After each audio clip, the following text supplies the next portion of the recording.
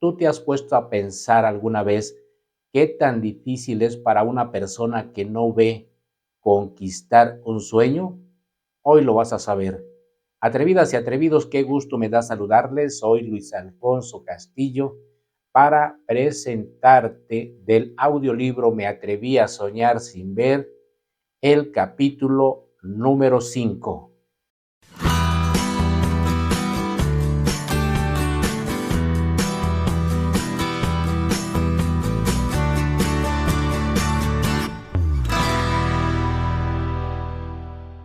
Una batalla difícil de sortear.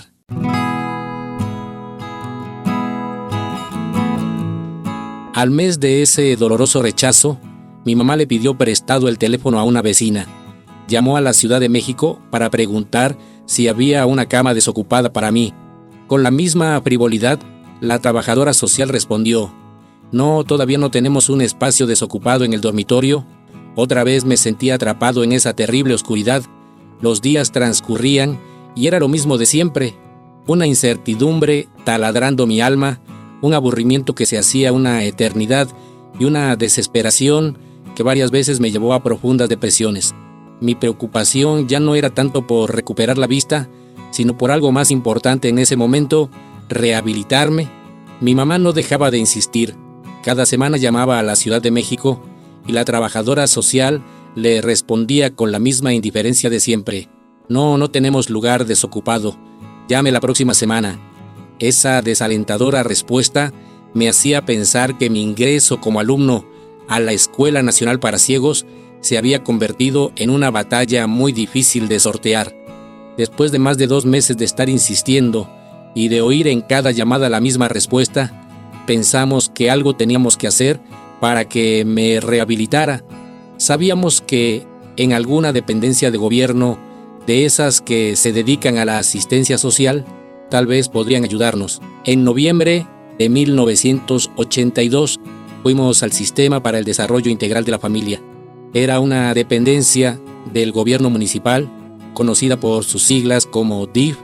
Atendía a personas que vivían en situación de pobreza, adultos mayores, personas con discapacidad, mujeres violentadas y niños maltratados.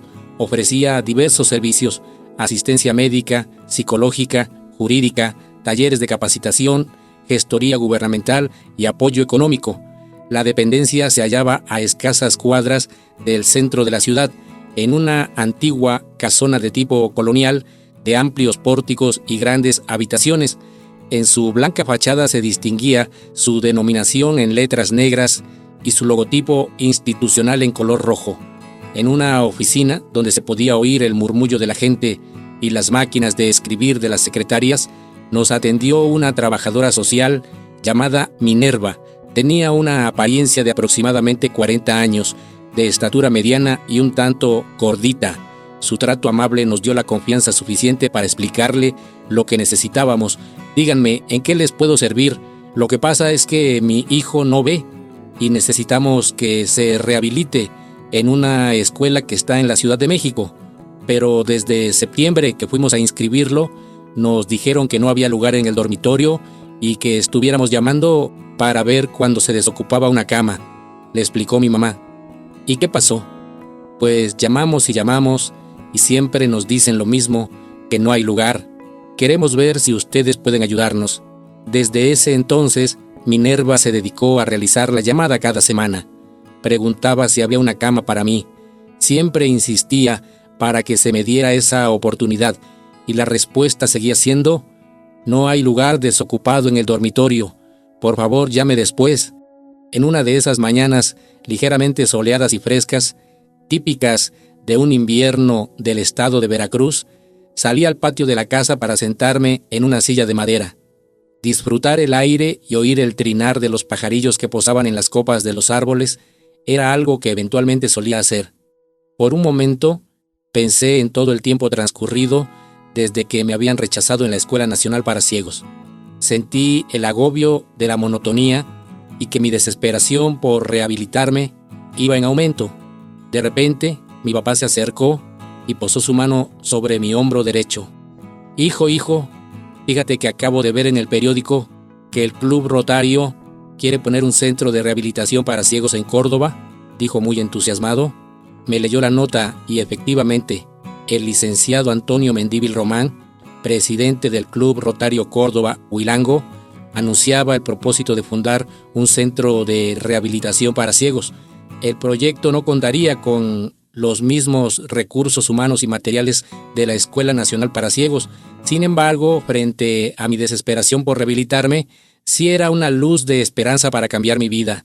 Pero lo más importante es que podría estudiar en mi ciudad sin tener que alejarme de mi familia. ¿Cuándo vamos a ver al licenciado Antonio Mendívil?, le pregunté a mi papá. Si quieres, vamos hoy mismo por la tarde. Con el propósito de saber más de lo que se había publicado en la nota informativa, fuimos a buscar al licenciado Mendívil a su notaría. Se trataba de uno de los notarios más distinguidos de la ciudad. Al llegar nos atendió una secretaria que amablemente nos pidió que aguardáramos en la sala de espera. Quizás habían transcurrido 10 minutos cuando la joven nos indicó que pasáramos al despacho del licenciado Mendívil. Adelante, por favor, tomen asiento y díganme en qué les puedo servir, nos dijo el notario. Muchas gracias, licenciado. Supe por el periódico que piensan poner un centro de rehabilitación para ciegos. Yo acabo de perder la vista y estoy por irme a rehabilitar a la Ciudad de México, pero si ustedes van a poner el centro de rehabilitación en Córdoba, me gustaría estudiar aquí. A ver, te explico, respondió el licenciado Mendívil, reacomodándose sobre su elegante asiento de piel. Efectivamente, tenemos el propósito de realizar ese proyecto, solo que antes de eso, queremos iniciar con una escuela para niños sordos. ¿Y cuándo empezarían con el centro de rehabilitación para ciegos? Lamentablemente, aún no tenemos fecha para iniciar los proyectos. Te sugiero que estés al pendiente y ojalá seas de los primeros alumnos. Si te vas a estudiar a la Ciudad de México antes de que iniciemos con el centro de rehabilitación, tal vez cuando regreses, tú podrías ser uno de nuestros maestros. A finales de febrero de 1983, mi mamá me acompañó al DIF municipal para saber qué le responderían a Minerva de mi ingreso a la Escuela Nacional para Ciegos. Sentados frente a su escritorio, solo oíamos con mucha atención la conversación telefónica. Buenos días, señorita. Le hablo de Córdoba para saber si ya hay lugar en el dormitorio para que se inscriba el joven. Sí, ese es su nombre. Así es. Tenemos varios meses preguntando cada semana, decía la trabajadora social. La respuesta que recibió seguramente había sido la misma negativa de siempre. Su cambio de actitud, de alguna manera, reveló su desaprobación. Minerva respiró profundamente y de un tono de voz amable pasó a un tono de voz enérgico. A ver, señorita, siempre que le preguntamos, usted nos dice lo mismo, que no hay lugar, que volvamos a llamar, y así nos trae una, otra y otra vez. Le pido por favor que de una buena vez me diga en este momento si va a haber lugar en el dormitorio para que el muchacho se inscriba, y si no, pues también dígamelo, para que no lo estemos ilusionando inútilmente, replicó con firmeza. Yo permanecía calladito y muy atento a la conversación. Pude oír cómo Minerva dio algunas respuestas afirmativas y cómo su enfado disminuyó notablemente. Después de dar las gracias y de colgar, puso su mano sobre mi mano derecha que reposaba sobre su escritorio, y con una sonrisa me dijo: «Te tengo una muy buena noticia. Mañana te esperan para que por fin te inscribas y empieces tu rehabilitación». La noticia hizo que nos regresáramos muy contentos a la casa. Debíamos preparar equipaje y gastos para viajar ese mismo día a la Ciudad de México. Ahora sí, mi gran sueño sería realidad. Estaba muy seguro de que me quedaría a estudiar y que no me rechazarían como la vez anterior. Por la noche, durante 11 horas, viajamos en tren hacia lo que sería mi nuevo destino. Mi mamá y mi papá iban muy contentos. A las 9 de la mañana llegamos a la Escuela Nacional para Ciegos. En los pasillos oí el cuchicheo de algunos jóvenes. La mayoría estaban en sus salones tomando clases. Ese ambiente hizo que me sintiera tan entusiasmado que mis ilusiones resurgieron y mi depresión se quedó atrás. Me parecía una sensación maravillosa tener la certeza de que por fin me encontraría estudiando en ese plantel. En la oficina de trabajo social nos atendió una joven que se llamaba Rosa Elba. Era muy sonriente, muy amable, Nada que ver con Enedina, la otra trabajadora social que siempre se había mostrado frívola y áspera. ¿Trajeron los documentos para la inscripción? Sí, señorita, aquí los tiene, le respondió mi mamá entregándole un sobre amarillo. Rosa Elba revisó detenidamente cada uno de los documentos. De uno de los cajones de su escritorio sacó un formulario que fue llenando con las respuestas de algunas preguntas que nos hizo. Todo lo acomodó cuidadosamente en un folder que guardó en un archivero metálico que estaba a un lado de ella. Ok, tu inscripción y tu expediente han quedado bien.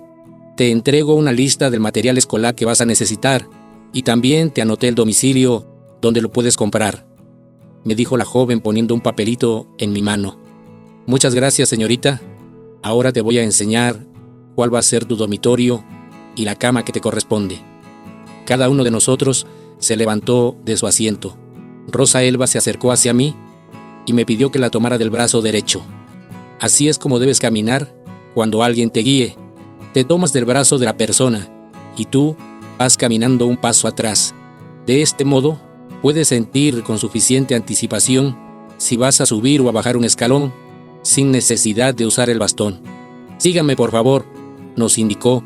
Llegamos a la planta baja del edificio, recorrimos brevemente un pasillo y enseguida entramos a una especie de galerón alargado con 12 literas bien acomodadas. En el silencio, que a veces se interrumpía por el ruido callejero que entraba por las ventanas, se podía advertir la soledad del dormitorio. A un lado de la entrada había una cama individual para el vigilante, una pequeña mesa de madera y 3 sillas. Al fondo se hallaban los baños y un patio para lavar y tender ropa. Esta es la cama en la que vas a dormir y este es tu locker donde podrás guardar ropa y material escolar, me dijo la trabajadora social. Oiga, ¿y qué tan seguro es este locker? No es muy seguro que digamos. Lo más conveniente es que compres un candado, porque aquí nadie se hará responsable de tus pertenencias. Si este es el lugar en el que ahora voy a vivir, pues me parece bastante bien. Pensé con la satisfacción de haber logrado mi primer sueño sin ver.